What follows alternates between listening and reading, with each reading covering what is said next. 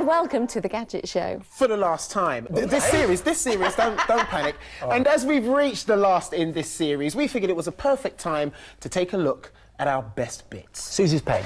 All right, Otis's pecs. Yes. Thank you. My buns.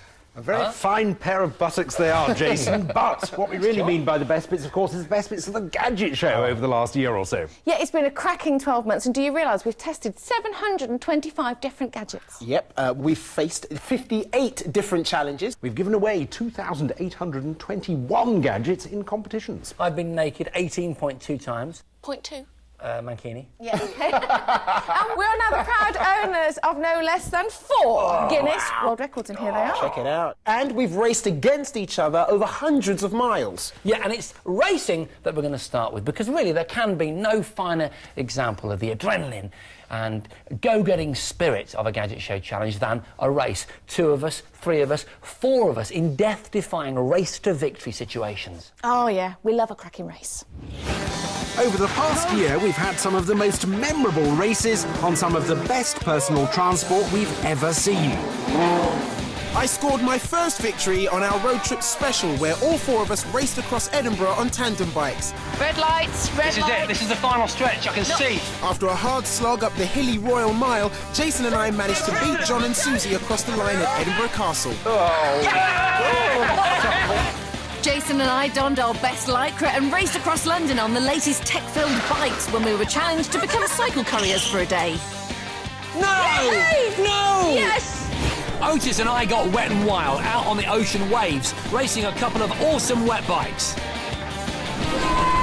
The fastest seafaring vehicles around that went at speeds that took our breath away. Oh yeah, baby! That's what it's all about! Susie and I embarked on a head-to-head race across England to find out if nowadays it is possible to lead a totally wireless life. The race concluded with Susie on a fantastic new electric motorbike and the longest zip wire in England. And Otis on a personal hovercraft so portable you can pack it into the boot of your car. No, she's right behind me! Come on! But I think it's fair to say that our favourite race of the past year has to be the one across the sandy dunes of Dubai. And we were driving 2 of the most awesome desert vehicles since the Camel. My Mad Max-looking vehicle of choice was the sinister Sand Sports SR2. This is a new type of vehicle called a sandrail, a small, lightweight, steel-framed buggy with a ridiculously powerful motorbike engine. And I was taking Jason on with the Sandex. This bad boy's 1 part quad, 1 part tracked all-terrain vehicle, and 1 part quick as sin. Otis tested it last year and thought it was awesome. Whoa! Whoa! So now we were going to put it up against real competition. The race was going to take us on a 2-mile circuit, up the hill, over the dunes, and back down the straight in a flat-out drag race. These 2 things are nuts, you realise that? Wacky races in the desert.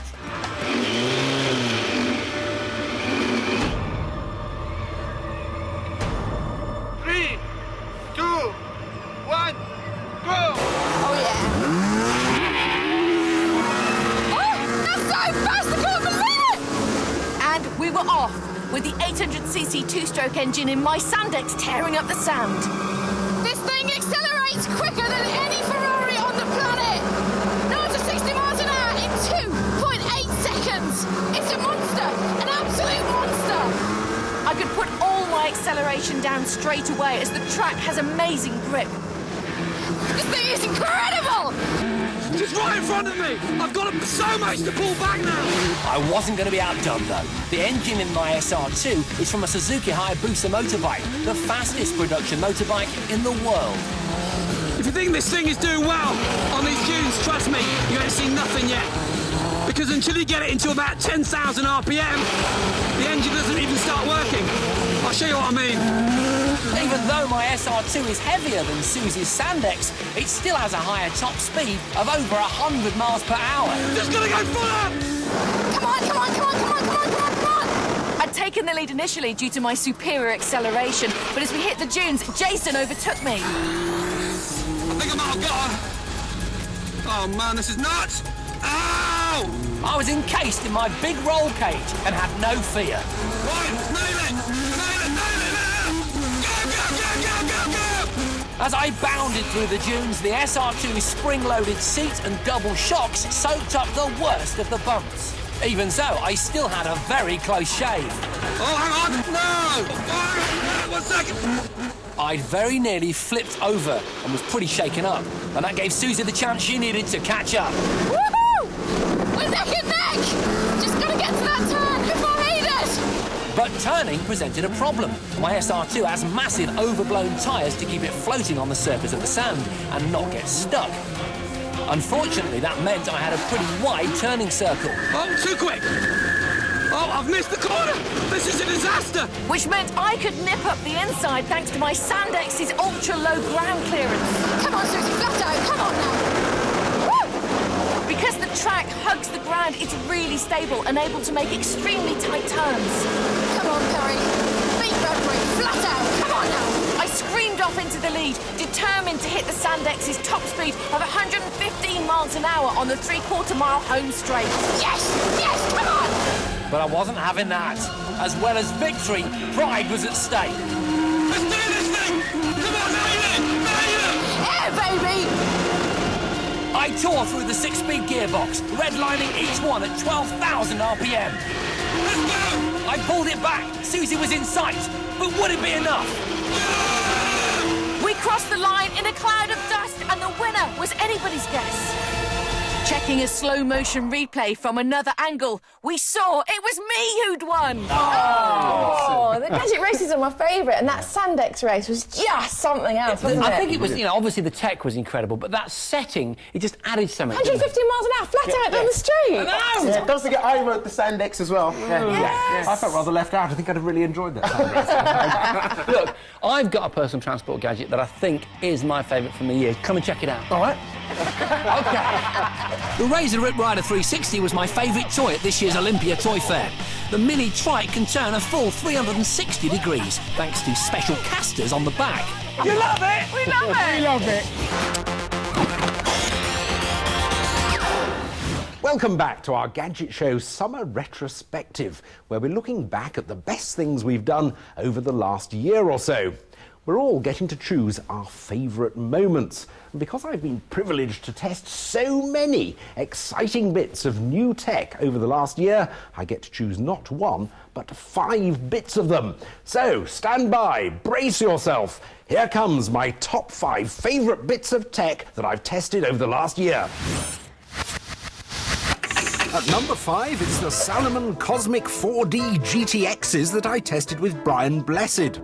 The Salomon boots get their 4D name from 4 levels of protection beneath the foot: an outer sole, cushioning, midsole support plate and a foam insole. I'm finding them terrific. And they got my very highest accolade of 5 Gs. They're very comfortable and supportive, and Brian agreed with me. Just the best boots I've put on in years. Ooh. Yeah. Walking boots have moved on, and these prove it. Flash, flood, flash, Gordon. Number 4 is the E-Spinner that I tested with the help of double Olympic gold medal winner and current London 2012 ambassador, Dame Kelly Holmes. Come on, John. The E-Spinner is an electronic exercise bike with its own virtual spinning class instructor. Please, just stay with me. With slick visuals and a wealth of workout options, this bike offers a high-tech, user-friendly way to get fit, whether you're an Olympic athlete or just starting out. Oh. At number 3, it's the iRiver B30 MP3 player, which won over the hugely demanding ears of jazz musician Jamie Cullum. It's got a built-in DAB radio you can record from, an accelerometer to change tracks, and an easy-to-use interface. There we go, next track. Wow, 19 seconds. 19 seconds. The sound is excellent, and for that reason it was a clear winner in our tests. I would say the sound quality of that is 50-60% better.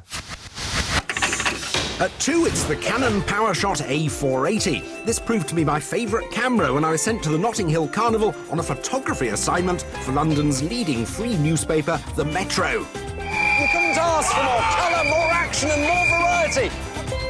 I actually got one of the photos I took with the Canon published as part of their Carnival report.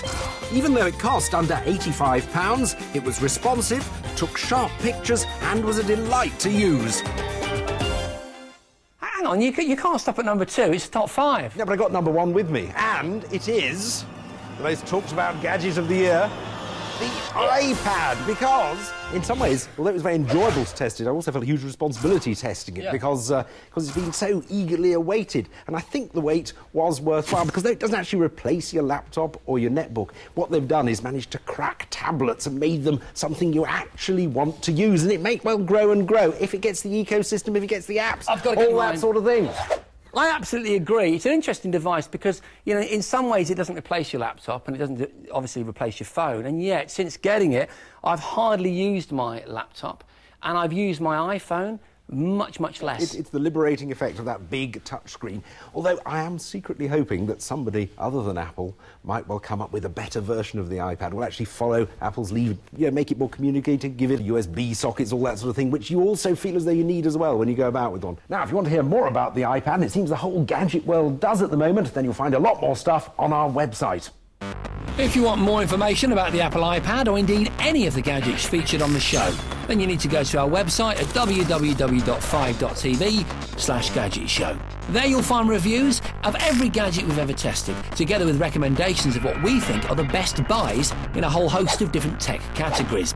Not only that, but while we're off the telly for a few weeks, the web team will still be there, bringing you the latest gadget news come summer rain, summer sunshine, hell or high water. So no excuses for you not keeping up with the latest tech news.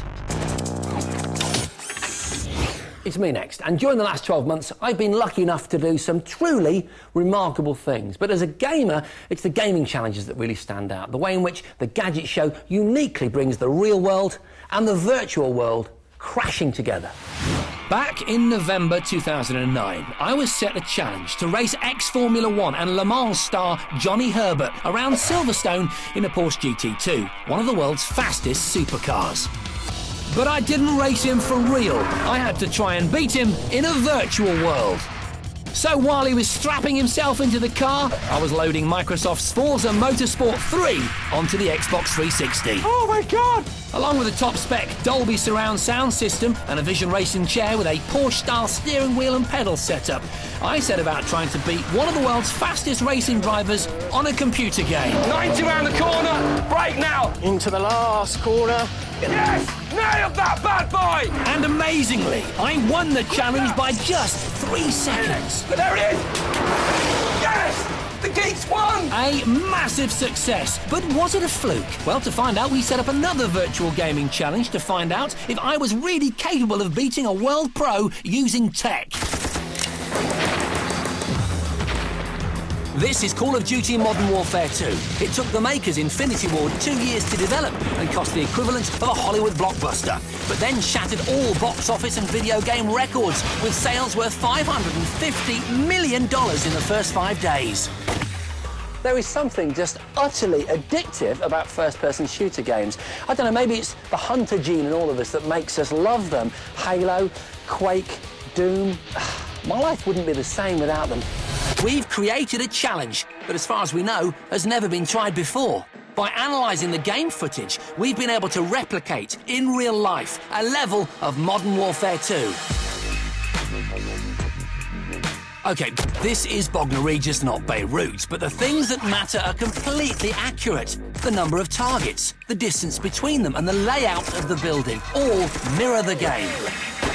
The game developers call it the Pick, a training exercise at the start of the game that's designed to teach you your combat skills and have them assessed.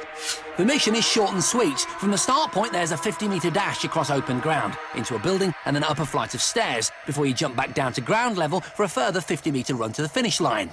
Along the way, there are 24 enemy targets, and you've got to hit the lot.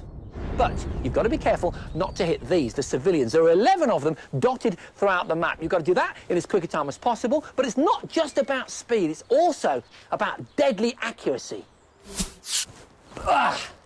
So all I need now is a real-life soldier who is as good in the actual world of human conflict as I am in the virtual one.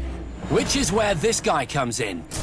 He's the genuine article, ex-Special Forces operative, a veteran of Iraq and Bosnia, to name just 2. And if that's not enough, he was singled out for one particular talent, as a sniper. He's one of those rare breed of men who undertake missions most of us never get to hear about. And that's why we can't reveal his true identity. So let's call him Sid. Oh, and that weapon isn't remotely fake either. It's the real deal. And today, it's going to be firing live rounds. To stand a chance, my choice of equipment had to be equally deadly. So I've specified a big 50-inch screen so that I can feel right in the middle of the action. To this, I've connected an Xbox 360 and controller, equipment I feel comfortable with. And to block out the sound of live gunfire just 30 metres away, I've gone for this soundbar from Yamaha, the YSP 4100. Check it out, in just 1 metre's worth of unit, there's 40 speakers and 2 subwoofers. Hopefully that's to do justice to the game's surround sound. Meanwhile, just across from my tented gaming enclosure, Sid was performing a final weapons check. This was it. We were both armed and set. There would be no going back. We were ready for the ultimate one-on-one first-person frag fest. Oh, I am so nervous, man. My hands are like wobbling. 3, 2,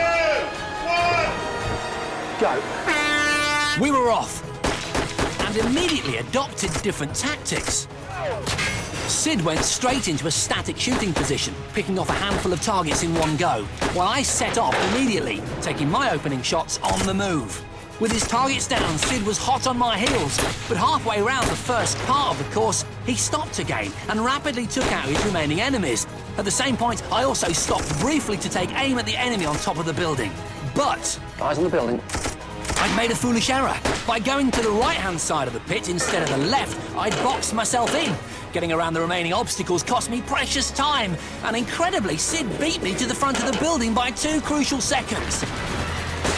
And his fast, clinical accuracy continued inside.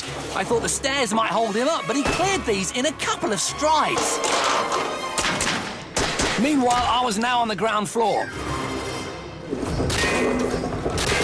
Change magazine, run up the stairs. I was hitting all the targets, but I wasn't fast enough because Sid was already at the jump point and still had a 1-second lead. Okay, jump. But I knew this would be my last chance to overtake him. Sid had reached the last section of the pit. The finish line was in his sight.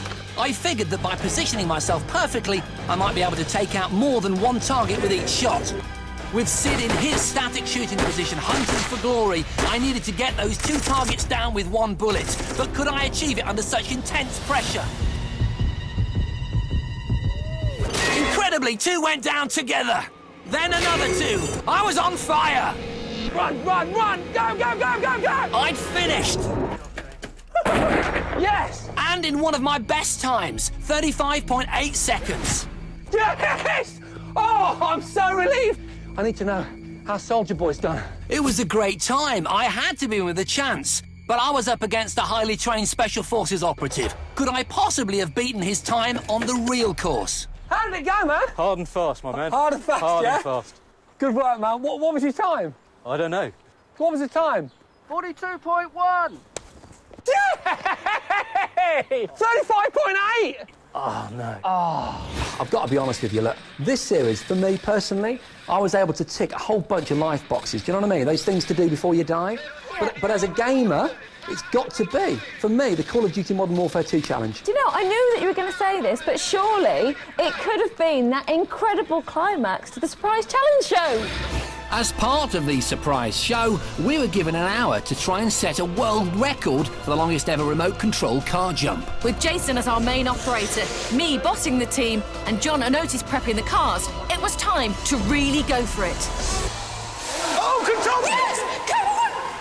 Oh, my God! It was a huge jump. Yes! And the car had just about landed safely, but was it over 15 metres? Is it legitimate? It's a legit landing. Look, we've got it! What is it? 18.2! 18.23! Yes! Good luck! Fantastic! Oh. Do some more? Oh. Yeah. Do some more. We've got some time. Try and increase on this. Why not? Land! Yes! Look at the lace. Have you seen the lace? 383! It's 10 centimetres more. Another world record! Come on, Jason Bradbury. Okay, Come on, I've got it. This is your last I chance. know, this is it. We had 5 minutes left. Anything could happen. Get over! Yes! Yes! right, we'd gone out the car park. Wait. Come on, come on. 26.18! But was that landing legal? It's going, and it's good. Yes! 26.18! Oh, what a day! Brilliant day. And here it is, a certificate that states you hold that world record. Oh, it's a beautiful thing. But you know what stays with me from that day? The teamwork, guys. Yeah, working together. It's true, because normally it's us against each other, isn't it? It was really, really refreshing to work as a team. But it wasn't our only success of the day, this certificate. Oh, no, it wasn't. It wasn't, because from the photography challenge, look, my photograph actually got published. Here he is, look, Phil the Power Tailor, and there's the little dart in the air, fingers out of focus, eyes sharp. Yeah, you see, Yeah. just what you spent all that time for that special effect. It's a lovely picture. OK, now, some of you may already know, but the Gadget Show magazine is now on the shelves. It's very similar to the show. Obviously, it's in print, and some of the stuff that we've talked about in previous shows, we resurrect in great detail in these pages. Absolutely, it is literally crammed full of gadgety goodness, and it's £5. Welcome back to this very special end-of-series Gadget Show, where we're looking back over the past 12 months at our very best bits. Now, you may have noticed that my cohorts have left the studio. They've each gone to their Winnebagos for a bit of a rub down. So the next bit is about some of my favourite stuff. Since I joined the team last year, over the last 12 months, I've been all over the world and I've seen some of the very best in cutting-edge tech. So this is my top 5 best bits of kit that I've seen. At number 5, it's the amazing biometric technology that I discovered in the States. That camera is following my face as I move around. It can tell who you are from 50 paces using facial landmark tracking and iris recognition. You have been identified. In an instant, my face has been tracked, my eye located, my iris and therefore my identity verified, and all at a distance of 13.5 metres. At 4, it's the AirPod, a prototype car that looks and sounds like something from a 60s sci-fi movie. It's powered by nothing other than thin air. It may be slow, but it was simple to drive and surprisingly manoeuvrable. And on just 1 tank of air, you can go for 125 miles. Fully charged, and it took just 2 minutes. At number 3, it's possibly the most bizarre form of transport I've ever seen, the Anycycle. Anyone can learn how to use it.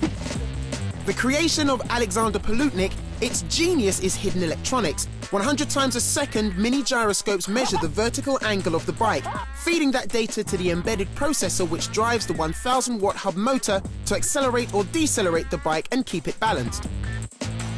I defy anybody not to enjoy riding one of these. At number 2, it's Larry, the amazing robot dog. Yeah, that's Larry. I went to Italy to meet Lyle Rowell, a self-taught welder and mechanic who makes robots out of anything he can salvage from scrapyards. Sounds gorgeous! Larry is powered by an old 2CV engine and is part car, part scrap metal, part Mad Max nightmare. Oh, look at that! An awesome-looking thing. I want one of these! And my number 1 bit of tech are these beautiful Festo penguins. These autonomous robots are filled with helium and fly using sonar to ensure they don't collide with each other. Look at them. They move so gracefully through the air, they could almost be real. The penguins are real-life examples of artificial intelligence, and if this technology can be adapted, it could lead to the creation of teams of intelligent robots that could work independently to solve problems and complete tasks. Oh, look, here she comes. She wants something to eat. Hold on. Here you go, sweetheart. There you go. Ages, I'm impressed by how many places you managed to pack in. I know, it's incredible, isn't it? My passport has been well and truly stamped, and dim sum. Have to agree with you, though, about the Festo penguins. They're my favourite, so beautiful. It's because they're modelled on biology, Yeah. modelled on nature. That's why they move so gracefully, isn't it? Yeah, it is. Right, now pay even more attention than you're paying now, because it's time for the final Gadget Show competition in this series. Yes, and because it's the final episode of the series, we decided to do something a bit different with this week's competition. We thought it might be nice to repeat what we consider to be the best Gadget Show competition so far. Yeah, we had a bit of a meeting earlier on today, and we think we've identified which competition that is. In fact, it's the competition from our 150th show. Yeah, and as we were celebrating making our 150th episode, it seemed only right and proper that we should give away a fantastic prize fund of, yes, you've guessed it, 150 gadgets. Just in case, there's anyone out there that hasn't yet, cottoned on. That's 100 plus another 50 gadgets. That's a lot of gadgets. Yeah, so stand by your beds, your TV sets and your chaise lounges as we tell you exactly what each and every one of those prizes are. A 42-inch plasma TV for your sitting room, a 32-inch LCD TV for your bedroom, a 16-inch LCD TV for your kitchen, and a Sky HD package for a year plus dish and decoder. A Blu-ray player, 30 Blu-ray movies, and a 5.1 surround sound speaker system. A Panasonic compact digital camera, a GorillaPod magnetic tripod, a high-end gaming PC, a MacBook laptop, and a Canon PixMart printer. A Wii Fit, a DSi XL, an Xbox 360, and a year's subscription to Xbox Live. A PS3, a PSP Go, a Powermac gaming chair, and games for all the consoles. Our top 5 USB gadgets, our top 5 sports watches, and our top 5 RC flying toys. Our top 5 scooters, our top 5 toys, our top 5 digital photo frames, and our top 5 kites. An iPhone, an iPod Touch, an Arcos 5, a B&W Zeppelin iPod dock. A Panasonic high-def camcorder, a Sanyo Exacti waterproof camcorder, a Flip Video Ultra HD, a Rovio mobile webcam, a bulletproof USB memory stick. A TomTom Go Live sat-nav, a Surefire E1 backup torch, a Marin Bolinas Ridge, a Brompton folding bike, a Roberts Ecologic 2-DAB radio, and a pair of Salomon Cosmic walking boots. A Powerade workshop, a Breville toaster, a Magimix food processor, a Dyson Ball vacuum cleaner, a Philips juicer, and an Oral-B electric toothbrush. A Yogi Gatekeeper Pico, a Slingbox Pro, a Griffin Bluetooth headset, a Water Blaster XLR water cannon, and an Aerobie Pro Super Disc. A Berghaus Bioflex rucksack, a Cobb barbecue, an Aladdin Challenger flask, a pair of Skullcandy TI headphones, and an Apple TV. A copy of Windows 7, a copy of FX Home Special Effects software, a D-Link Wi-Fi router, an Amazon Kindle e-reader, and a Samsung NC10 netbook. It's an extraordinary prize fund worth in excess of 20 grand. And to be with the chance of winning everything you see before you now, you'll need to know the answer to this question. Which Best was a legendary Manchester United footballer? Was it A. George Best, B. Bobby Best, or C. Eric Best? To enter, call 0904 1616555 or text A, B or C to 63555 or send your answer, name and contact telephone number on the back of a postcard or a sealed envelope to Gadget Show 17, PO Box 46556, London N10WW. Calls cost £1.50 from a BT landline. Calls from other networks may vary and from mobiles will cost considerably more. Text costs £1.50 plus one message at standard network rate. For rules, go to 5.tv/win. Lines close at midday on Monday the 31st of May and 3 days later for postal entries.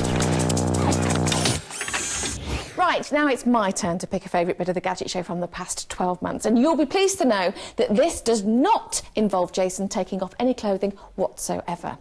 It does, however, show another member of the Gadget Show team exposing themselves just a little bit. This past year has seen some of my favourite ever challenges on the Gadget Show. One of the coolest was when Jason and I became pop video directors. Steve, playback please. Action. I got to use a professional crew with state-of-the-art video making kit and directed a promo for British alternative rock band Fight Star. That's a wrap, guys. Awesome. Jason and I were challenged to build our own smartphone app. Jason went down the social network route with Social Beacon. It's so exciting! This is so much fun! Well, I got busy designing Biker Blastoff. So shake to start, rub to get the speed. Which, after just 5 days of its release, was the #1 downloaded app in the UK. And to date has been downloaded 2,492,434 times. And for our 150th episode, I dusted off my catsuit to reenact the famous bullet time sequence from the Matrix movie using Flip HD camcorders.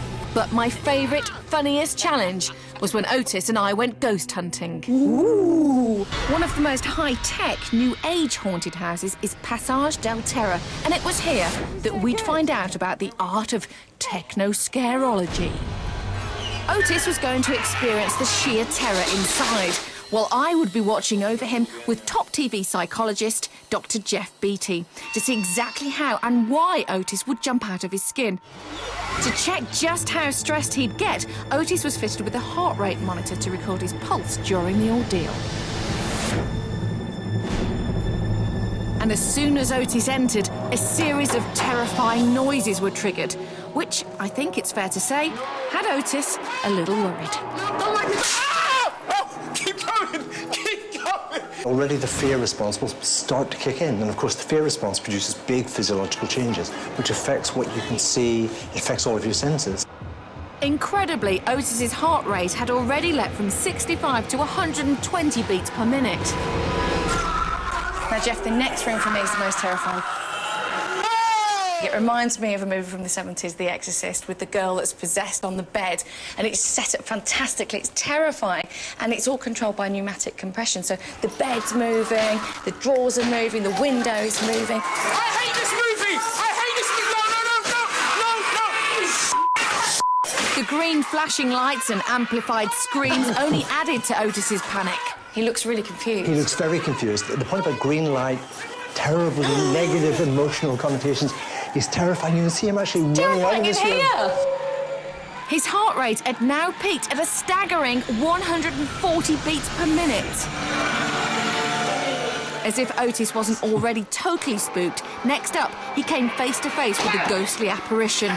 Clever lighting and a two-way mirror allowed a shadowy silhouette to be projected over a skeleton. Oh, wow! Transfixed by the effect and full of adrenaline, Otis was caught off guard when the silhouette came to life.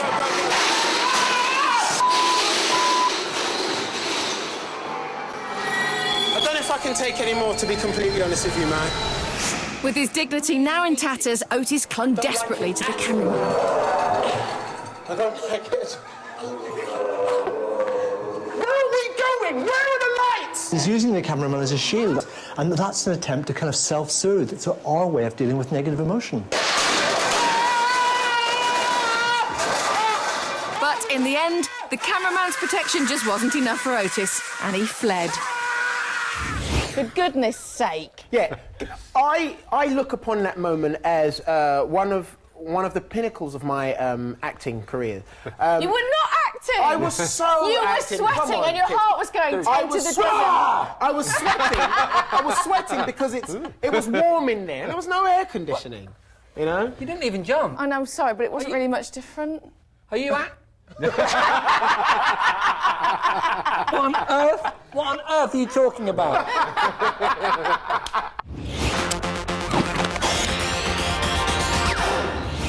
Welcome back to our special celebration of all the best bits that have gone into the show over the last 12 months.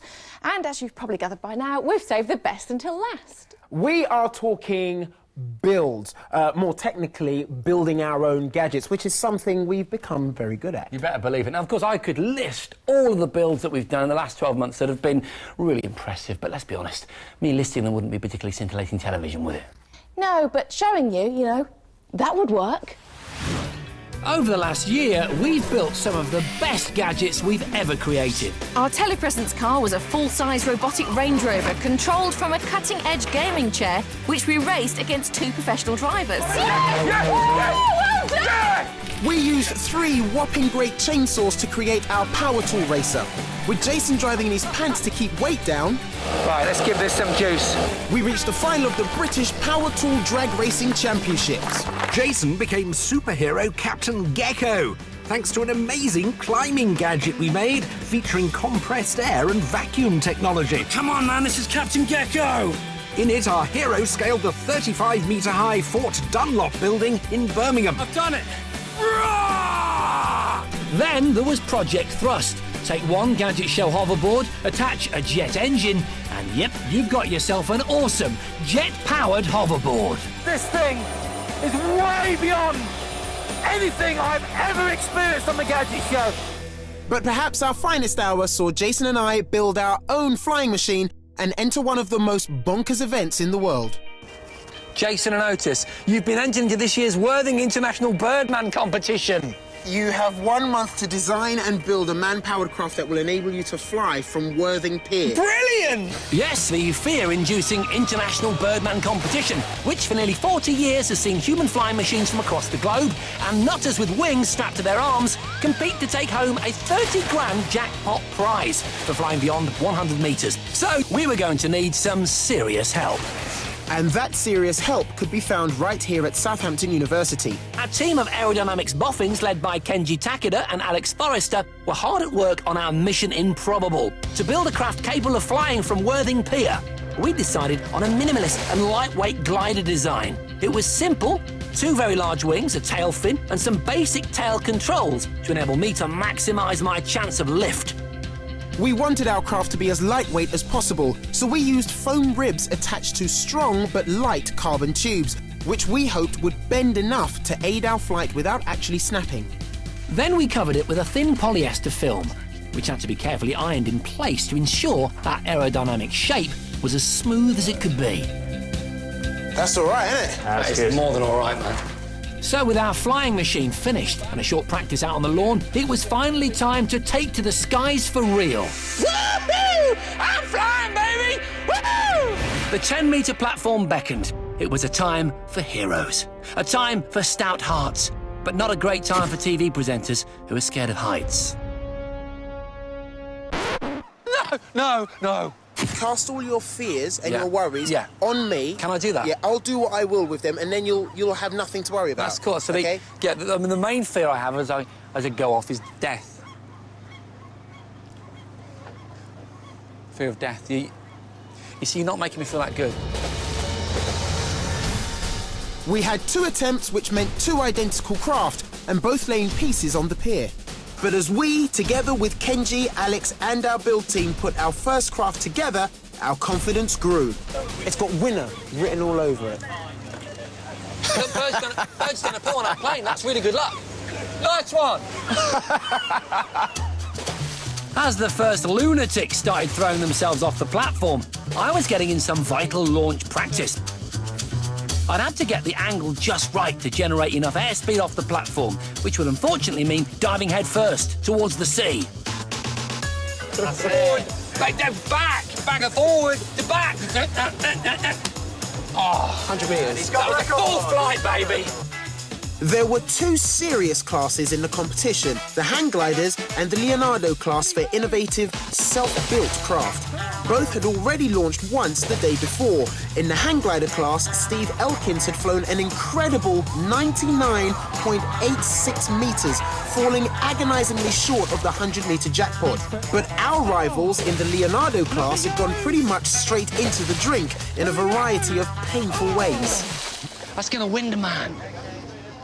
Even 3-time winner Bill Brooks and his pedal-powered machine failed to get big air, meaning the current Leonardo distance to beat was just over 15 metres. So, kitted up and preparing for launch, I was beginning to feel the tension. We're getting close. I can feel the moment approaching. I just don't want to let these boys down. This is a precision instrument, and I don't want to be the one to mess it up. Then we had our call. Gadget 1 was up next. That is, if I didn't break it before we started. Oh! No, that's okay. That's okay, we can fix that. After some light repairs, we were ready for launch. This was it. I know, mate. I know, mate. I know, mate. Tell you how. Right. It's all right. I'm scared I feel, man. One more I time. just don't want to mess How it are up. we doing this? There was no backing out now. But unfortunately, the all-important wind had dropped and shifted direction. This was going to be tough. Let's do it! Let's do it! Go! Come on, Jason. Come on, Jason. Come on. Oh, what a shame! Oh, man! Well, I hadn't died, and we'd made it out to 24.7 metres. But we were frustrated. I'd pulled the elevator at the right time. Those wings had bent to give us stability and lift. We just needed some more wind. As we hastily assembled our second craft, to make matters worse, Bill Brooks ditched his pedals and bettered our mark, reaching 28.88 metres. We had to improve. In these conditions, 100 metres may have been looking unlikely, but we just needed 5 metres more to win our class. This was our last chance for glory, and I was determined to make it count. School of Engineering This is it, man. Sciences of University. I've got one more chance to get this right. I'm going to go further back. It's the win, his pants. All down to the physics and my kahunas. Come on! Come on! Take it! Come on, Achilles! Come on! Yay!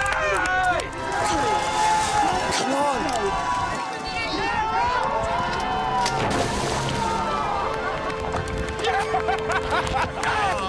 Brilliant! We'd done it! 30.07 metres, the furthest Leonardo class flight of the weekend. Just as we'd planned, as I'd launched from the platform, I pulled the elevator. And though it may have been brief, I was definitely flying. For 4.44 seconds, in fact, until the wingtip caught a wave and wiped me out. It flies, man! It flies! Oh! I'm just reliving that incredible weekend on the pier!